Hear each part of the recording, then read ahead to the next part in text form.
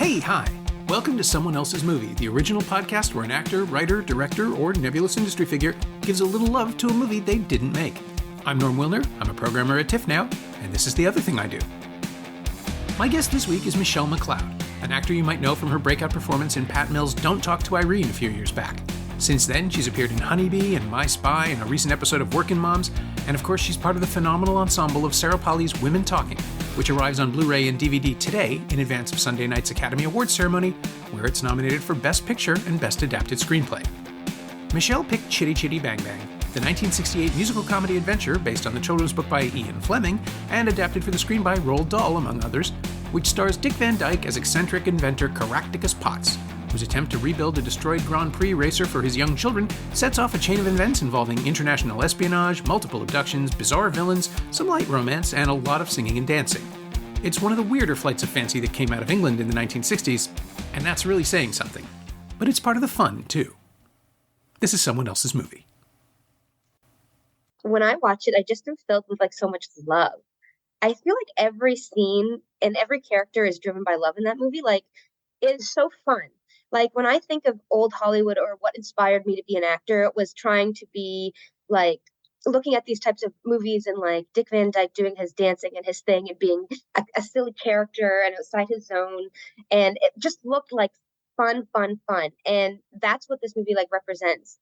Each little musical number, each scene, each transition. It's just this fantastical story. It's wonderful. Yeah, it just brings me right back to the very first moment that I realized I wanted to be an actor. And how old were you? Because obviously you didn't catch this in first run. I didn't even get to see it in first run. Yeah, no. When did you discover it? I want to say as early as maybe 7 or 8. I was the type of person who would watch movies over and over and over until I memorized everything. So even all of for example, when in the beginning of the movie, Dick Van Dyke's character is singing to his kids and he has these really funny dance moves and it's very sweet and loving. And they all have little British accents. I would mimic everything. So it was kind of my way to escape was 7, 8, or 9. And that's when I realized I really wanted to do this and pursue it. And then I started to try to figure out how to get into theater and actually get up on that stage and see if I could actually bring to life the characters I was mimicking. You know, Kenneth Branagh tells the same story in Belfast, right? That's his origin story. Oh. Yeah. So his child avatar, that Buddy goes to see Chitty Chitty Bang Bang with his family. Oh, yeah, you're right. That's right. I forgot about that moment. Oh, my God. Such a good movie.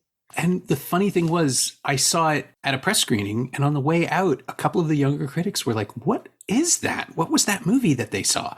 And I realized there is a gap. There are people who have never seen it at all.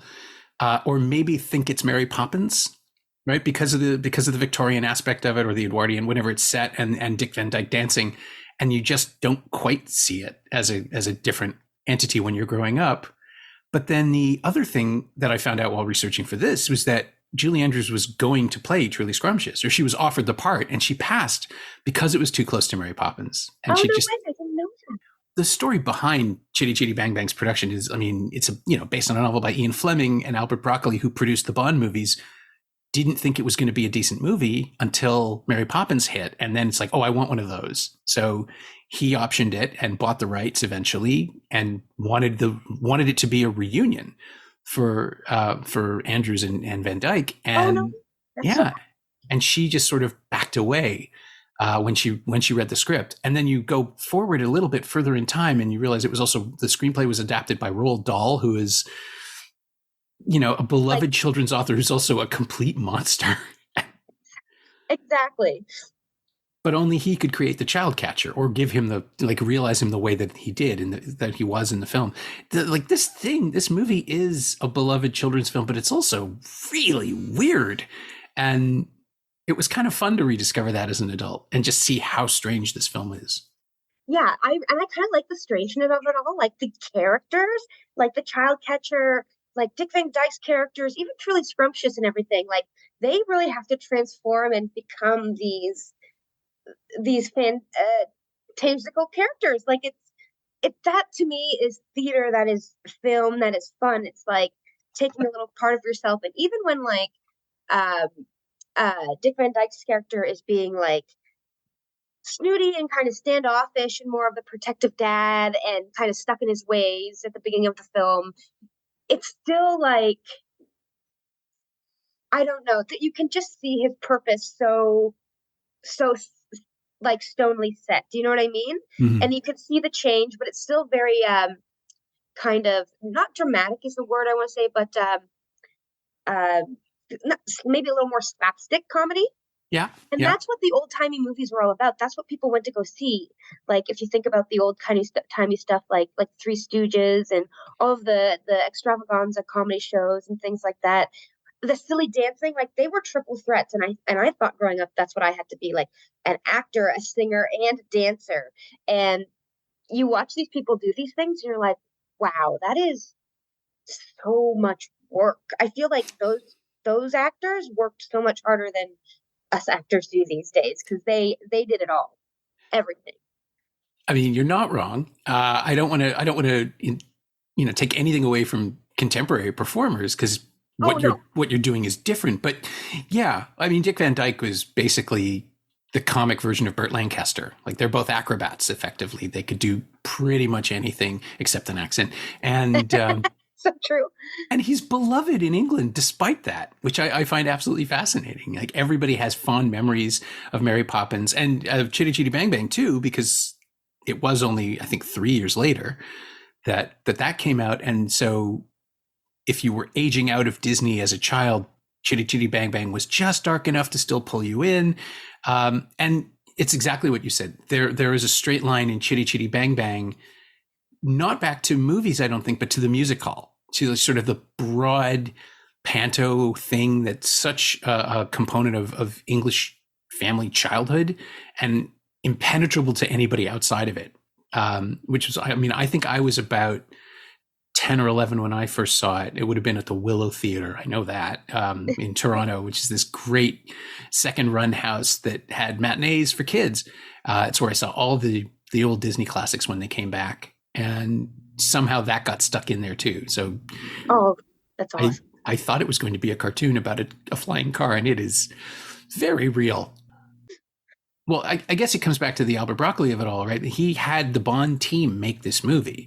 So Ken Adam, who designed all these amazing villains layers for the Bond films, builds this world of Bulgaria and the Baron's castle and preposterous. But he leans into the excess of it in a way that even the Bond films didn't, because everything was sort of minimalist despite being so big. It was always like shiny and clean. And this movie is just messy and such a, like, there's food everywhere. People have filthy hands and feet. Like they're practically covered in coal from the industrial age. And it's somehow cohesive in a friendly way. It's this and Willy Wonka. Those are the two films to my mind that and they're both from Roald Dahl on some level, where they're just films about children blundering into big, complicated worlds that they don't fully understand. Yeah. And then you step back as a grown-up and watch them again. It's like, oh, no, the grown-ups don't understand them either. It's just everybody's just trying to do the one thing they want to do with all this chaos going around them. And then suddenly they all make sense. It's like a pinball machine.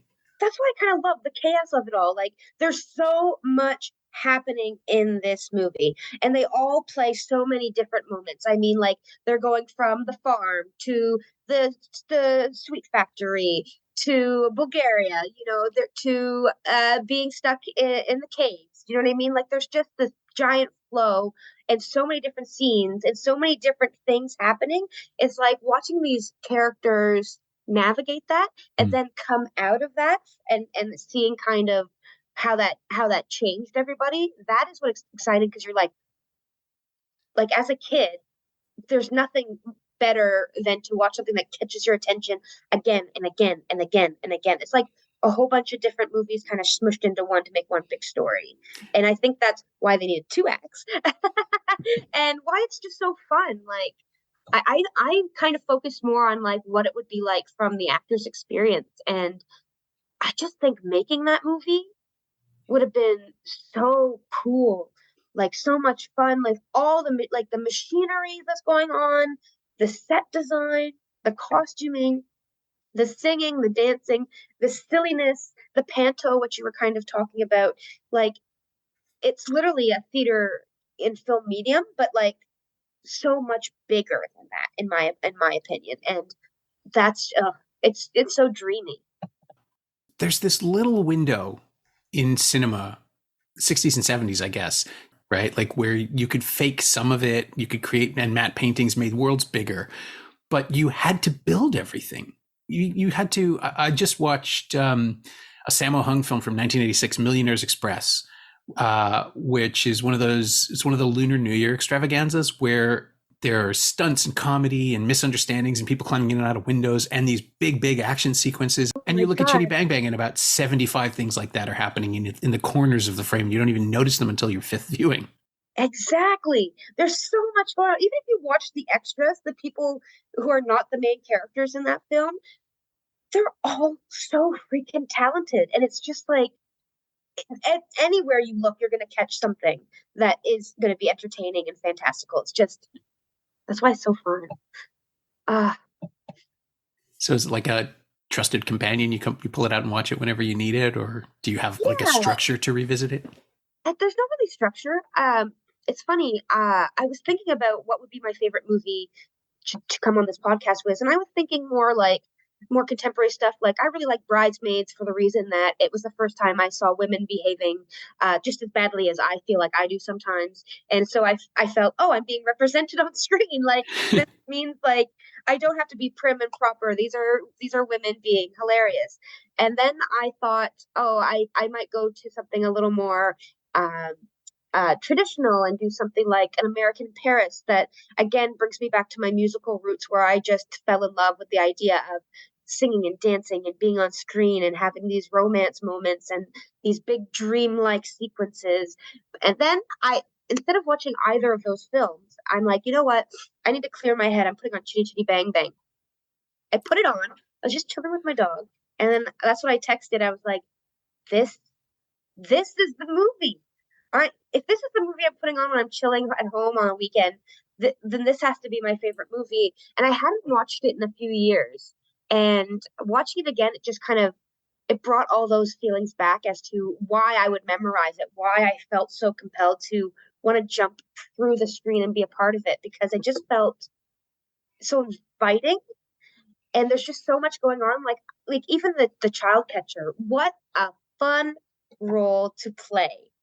Like the dancing, the movements, the voices, the facial expressions, those are all things that I think I first took and put on my tool belt as a way to become a character.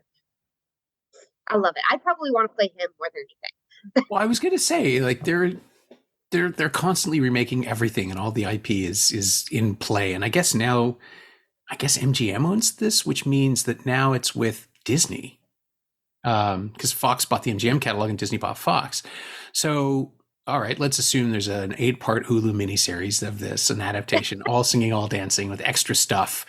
The Sherman Brothers wrote the original song, so I guess now it would be Lin-Manuel Miranda and his team. Would you want to play the child catcher, or would you want to go for a different role? Yeah. I would probably, yeah. If I had to play a role, I think I would be best at playing I mean, I wish I could play the grandpa, but I know might not fall into that category a little bit because he's just so funny. But I think the child catcher would be so fun to play. Kind of like there's so much to play there with physicality in your voice and the jumping around, and you could totally take that and recreate it and still make it just as scary, because it is scary. That's the stuff that brought nightmares to children, is like thinking that someone's going to come and get you while you're asleep in your bed. That is terrifying. And I remember being afraid of that child catcher, like in his little wagon. And then also I was always afraid, I couldn't even watch it till I was like 25 again, was Hocus Pocus, because I always heard, I had this big window growing up right in front of my bed. I just envisioned the three witches coming up to me and singing that like little children's song. And Right. so I had to like black out my windows because I was like, I cannot be fooled by them. I will not go with them. And so I was like, these children's movies actually scared the crap out of me. But now I think that would be the most fun thing to do. And it's versatile. It doesn't have to be a man. It could be a woman. It could be anything. And it would be still, just as effective. Yeah, I mean, just a mean person, or someone who it's not even mean. It's the joy he takes in it, right? Like it's the pleasure. He's his own entity. Like I don't even think he's his own thing going on. But that would be a blast to play. That would give you a lot of freedom to be, something completely different. Yeah. And now, of course, talking about this, I realize Lin-Manuel Miranda would probably want to play the Dick Van Dyke role. So, because he did it in Mary Poppins Returns. So we're accidentally creating this thing. I think we're willing it into existence. Exactly. We're going to have another reunion, and Emily Blunt is going to come in and she's going to play Truly Scrumptious. She can do anything. She probably could. Again, this is one of the things where she's just the right age to have loved it as a child without understanding it and then rediscovered it. Like, I mean, generationally, this thing comes in waves. It's all based on what's available at the time and what people see and what they're, I guess the phrase is exposed to, because it is something that, like Hocus Pocus, it worms its way in. But then people are always disappointed by the next thing, the next iteration of it, because that's all we ever do now is just regurgitate IP. But at the same time, I get it, right? Like the challenge isn't to make it. It's the challenge is the appeal to the performance, the people who want to be playing around in this world, like you were saying. Yeah, that's an interesting way to think of things, because I've always seen remakes sometimes as a little upsetting, I guess, because I grew up in such an old school way. Like my parents are a little bit older, so I was exposed to more of the older movies like 40s, 50s, 60s before I branched off and saw some of the more contemporary things. So that is like what's in my heart. Even like the Willy Wonka, like that was the fan favorite, obviously the classic one with Gene Wilder, like who's amazing. And when it was remade, I enjoyed it as well, but it still didn't catch me just as much as it did as a child, probably because I had grown some sort of like emotional attachment to seeing the original. Oh, sure. And so when you see it as a remake, you can't kind of regrow that connection. So I'm kind of stuck in limbo because I am very, very much in love with and keeping things classical. But you make a good point that it has to also change with the times and change with the audiences that are seeing it. But it's about the story. It's about actually seeing these characters and the story being made. And that comment, I think, might allow me to look at these remakes a little bit differently, because I've always been a little, snooty about it.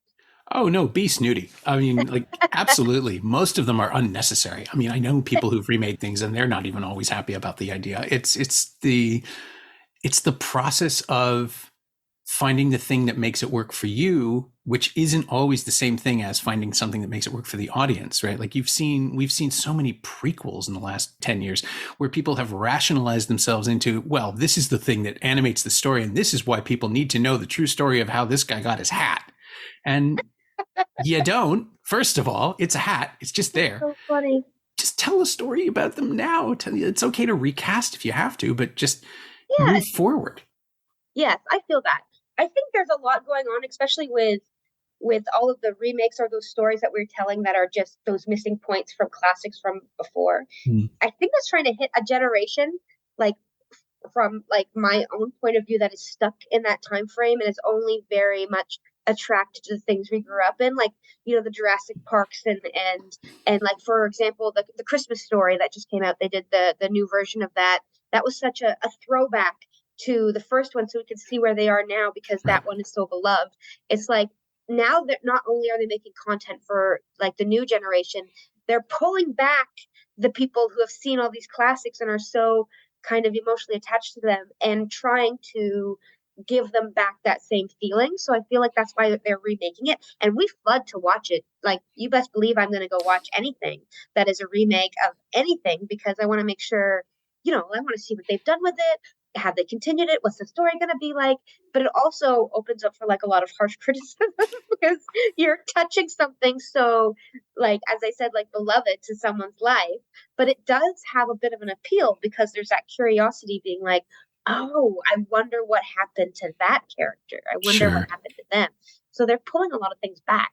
But it would be cool to see, like, and I have been seeing it a little bit more, like La La Land was on my list of movies as well, because that is a contemporary film that brought me back to the feeling that I had watching these older movies.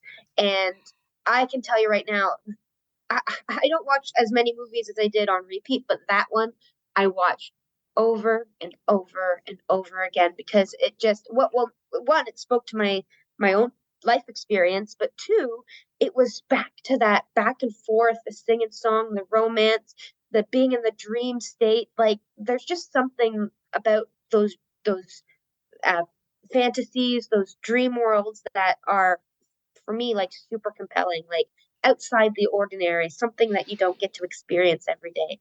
That to me is like the really fun part of all that stuff.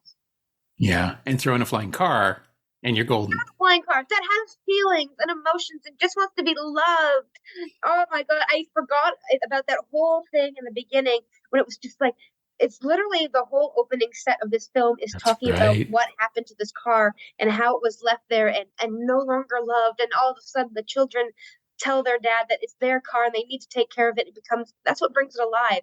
And that's why I said like this movie is just full of love. There's love for that car. There's love in their family. There's love between the two main. There's love between her family. Like eventually they come around to Toot Sweet.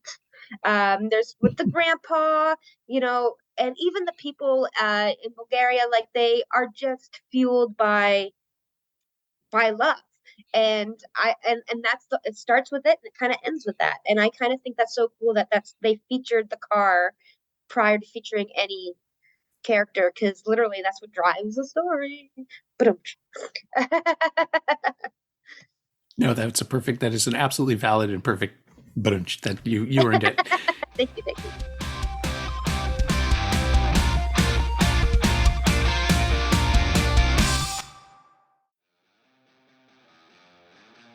Hey, it's Norm interrupting my own show to bring you up to speed on Shiny Things, my twice-weekly newsletter about physical media, culture, and the odd streaming project. Last week, I wrote about Warner's new 4K release of Training Day, Universal's Violent Night, and Shout Factory's glorious new 4K editions of The Box Trolls and Kubo and the Two Strings.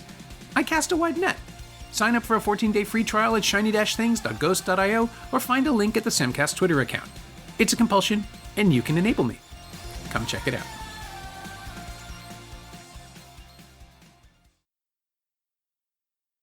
And that was another thing that I did not get until much, much later. It's the way that Chitty the car is aligned with dogs, like throughout, like the way that the candy only summons dogs. It doesn't work for people, but then in the end, it's the car that leads them to the final reinvention of the candy that lets them turn it into dog sweets.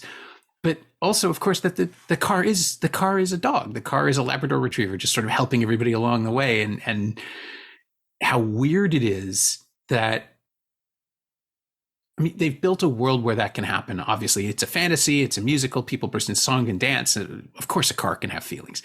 Yeah. But as you said, like the emotional investment that we are offered, like our buy-in is to feel sad for the car, not the family.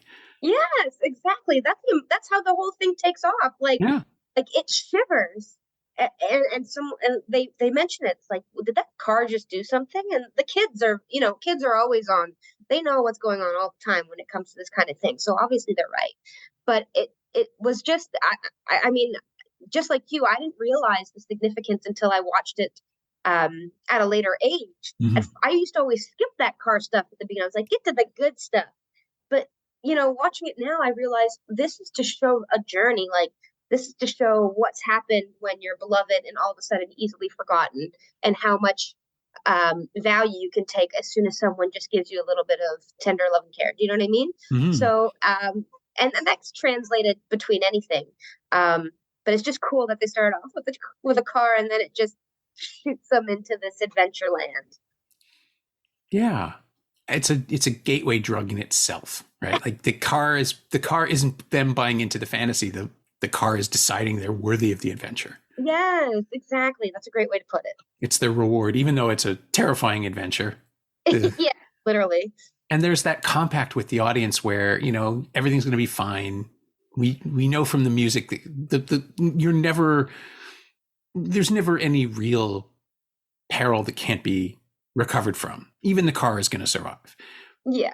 But I think there's something about watching, as you said, like a nuts and bolts version of the story with no digital effects, with all the fantastical stuff is happening in the frame. And that the buy-in is different because I'm watching Dick Van Dyke dance on the edge of things and we're like, oh, he's going to fall off. I'm actually concerned for his safety because they didn't have the money to paint out the wires that would have been holding him up. So he's just doing this stuff. Yeah, he's just, I love that part too. Like, if you watch how they film some of these big numbers and everyone that's involved, Oh like yeah. so many people all like in sync.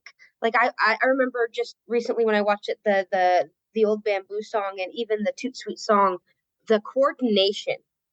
Like I've heard stories about when they were doing La La Land and the coordination that and the amount of takes they had to go through on that highway in the opening scene Sure. because they just needed it perfect because it was a single camera move through.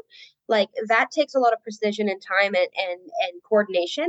And to think back, I guess what is this like 50 plus years ago, being able to do that with their crew and the technology that they had, and also capturing all these angles and timing it perfectly, that is a feat in itself.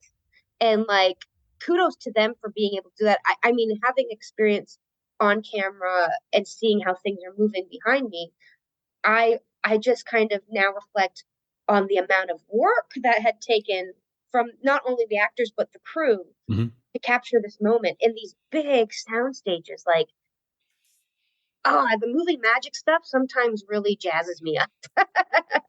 Yeah. So cool.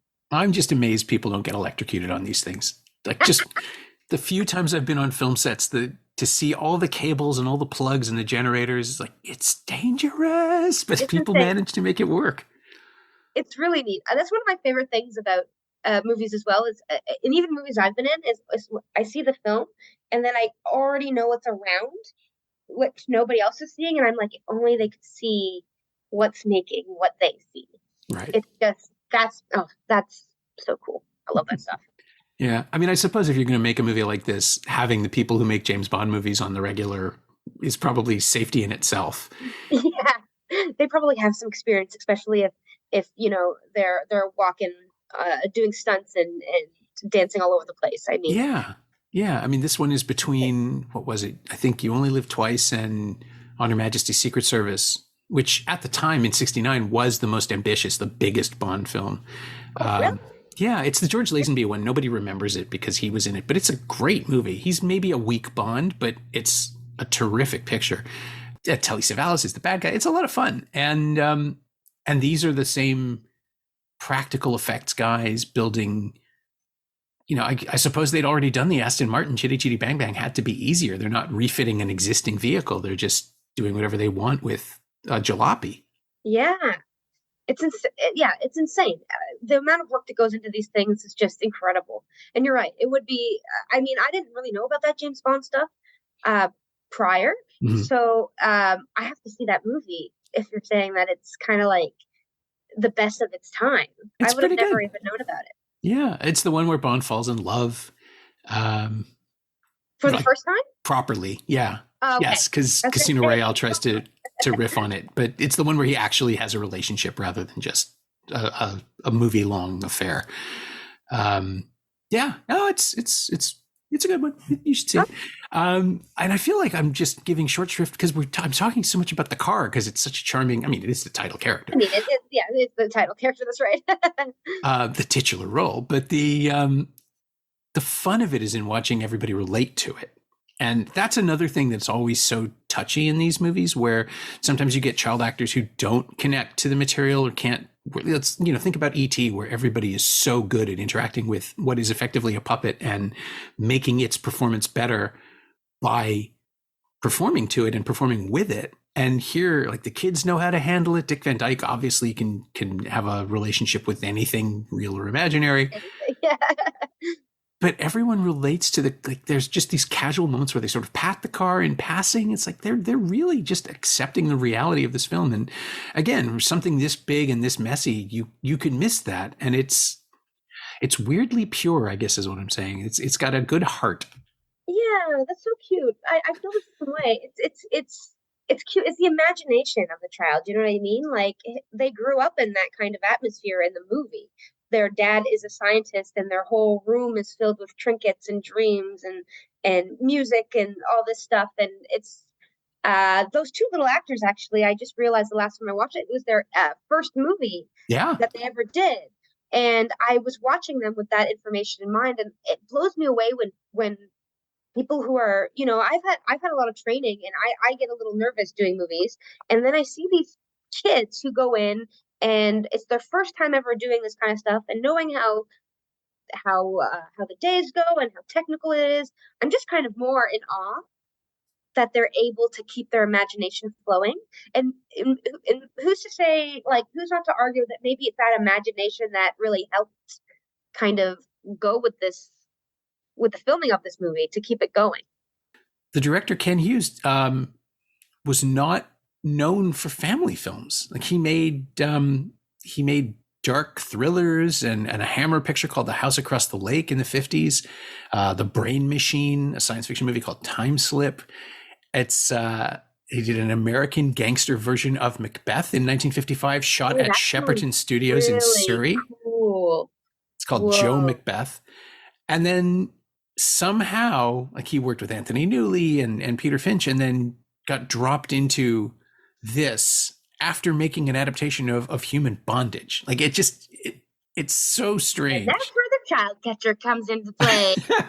I think so. All that throws it into this guy and makes the scariest man alive. That's interesting, right? I mean, it's interesting kind of pull into two ways, but I think it's that whole kind of gross imagination. Like it can be pulled in either direction. Mm-hmm. In whether it's going to go a little more cynical or dark versus this thing, which is still kind of a dark comedy if you think about it, a dark adventure. Like there are a lot of dark nuances, even though it's brightly colored and it's fueled by love and all the nice things we've said about it. But at the end of the day, it's kind of just like any old fable where it's full of danger and excitement.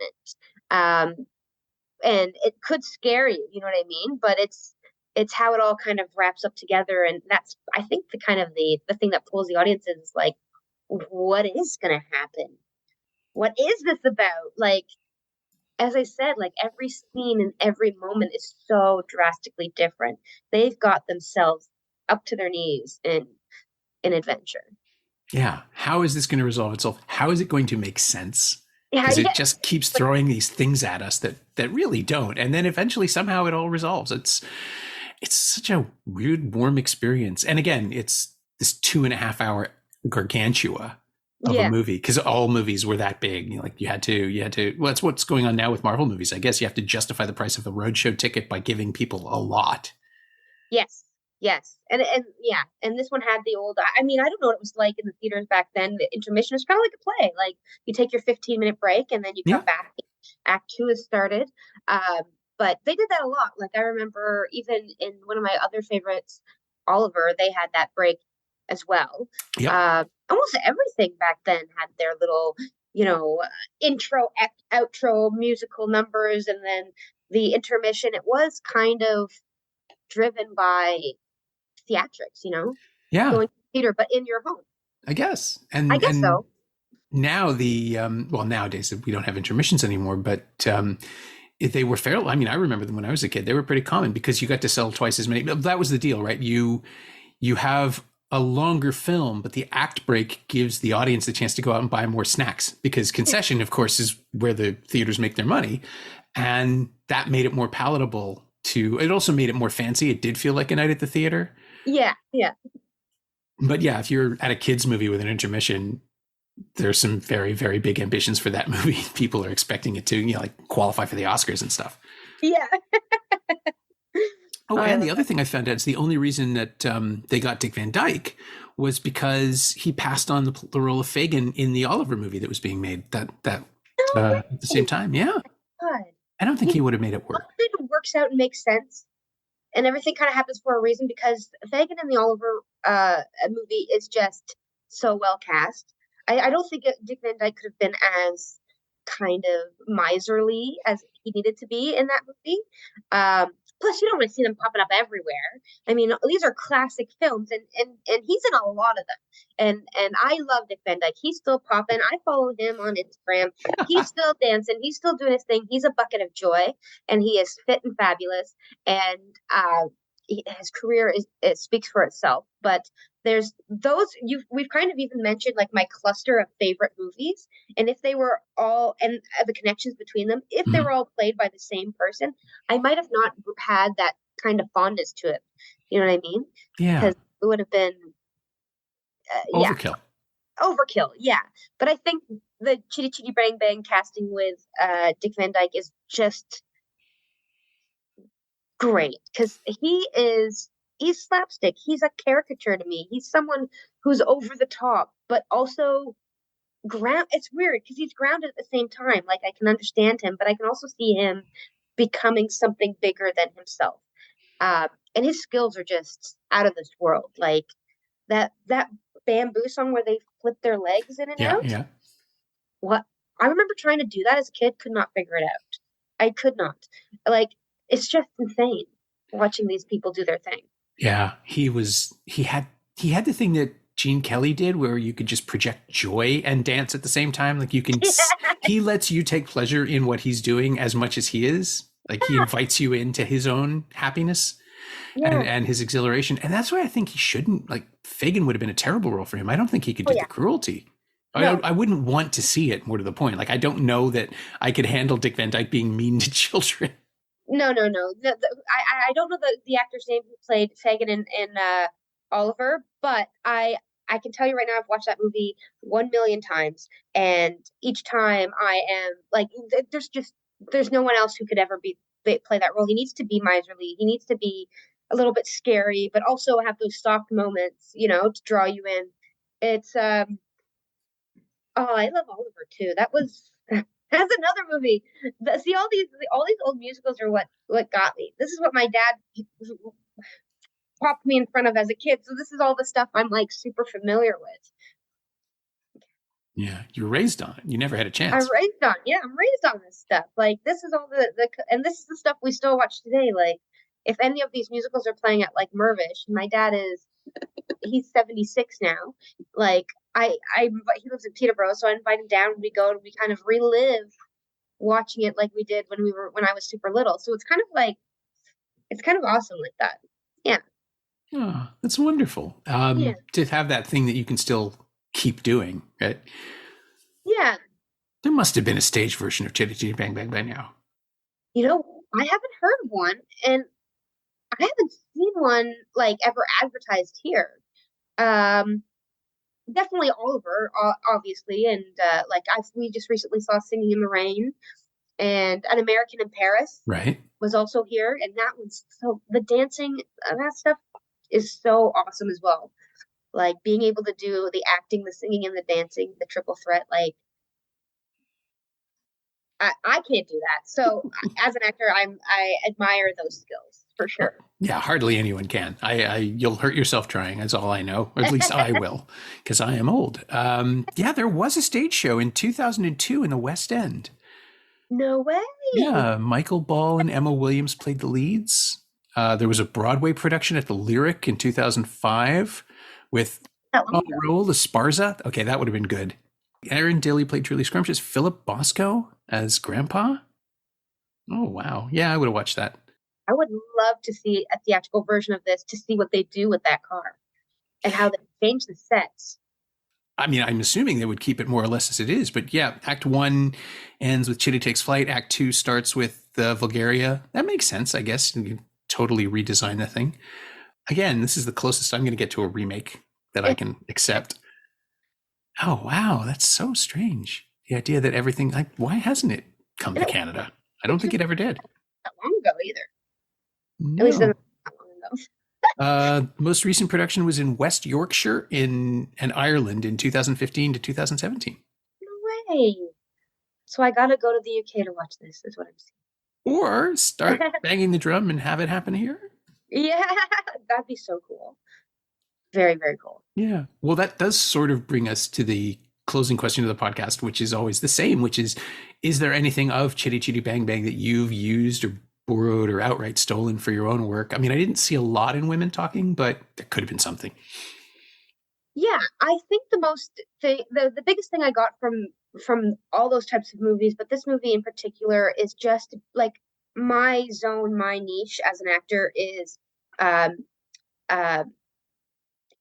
that kind of big production, like being able to be slapstick, more of a character actor, those big moments, those big things, expressions. I would say that expressions, and especially as through my comedy career, has pretty much helped me through my ride. And even getting my foot in the door doing theater as a little kid, these are all things that I mimic to try to get myself to be seen on stage. When I was playing like Tree Number Two, for example, it was just being able to have these big moments where exactly what you were kind of saying before, like sharing the joy. People are enjoying watching you because you absolutely love to be there and they can see that through your performance. I feel like that through line is something that I bring with me anywhere that I go. And it's true. I just love it. I get so jazzed to just do this stuff and like walk around on set and like off camera, even though women talking was, a dramatic piece. As soon as we were, off camera and back to being ourselves, I was back to being myself, which is kind of like this, kind of energetic. And I love talking to people and I'm like so excited. I'm saying awesome to everything because I think everything is awesome. And like I'm watching people do their thing, asking them questions, and all of a sudden we're back to acting and that kind of closes for a second. But there's just this through line of joy, which I think is what inspired me to be an actor and what I still find as my joy being an actor today, which is we're doing something so fun and we're making a story and we're getting inside people's heads and we're creating that emotional connection that I felt when I was first inspired. And to me, that's what keeps us going. So if I could ever have that kind of legacy that like these movies had, or not me personally, but the work that we do, that is like an ultimate achievement for me. And you could play the child catcher. And I'll play the child. Yes, I would love to play the child catcher. I would really love that. That'd be dope. I'm kind of inspired now. Like I'm very excited. I hope whoever listens to this podcast, please produce Chitty Chitty Bang Bang so that I can play the child catcher. Yeah, put it into the universe. Let's do it. My thanks to Michelle McLeod, who can be seen in Sarah Pauli's Women Talking in theaters, on demand, and now on Blu-ray and DVD. Thanks also to Morgan Moss. She knows what she did. You can find Michelle on Twitter at _Michelle McLeod, and you can find Chitty Chitty Bang Bang on Blu-ray and DVD from MGM Home Entertainment. It's also streaming on MGM's Prime Video channel in Canada, on HBO Max and DirecTV in the US, and available to rent or buy on various VOD platforms. As always, you can find me on Twitter at Norm Wilner, and you can find this podcast there at Semcast, SEMcast, and on the web at someoneelsesmovie.com. The first year of the show is still available for just $20 at payhip.com/Semcast. That's the first 52 episodes of Someone Else's Movie, 44 of which aren't currently available anywhere else. And check out my newsletter, Shiny Things, at shiny-things.ghost.io. I think you'll enjoy it. Our theme song is by The Last Year. If you like it, or the show in general, say so. Leave a review wherever you've been listening. Every little bit helps. It truly does. And check out the other shows on the Frequency Podcast Network while you're doing that. Stay safe, watch movies, wear a mask if you go out, get your booster when you can. Go get 'em, Sarah.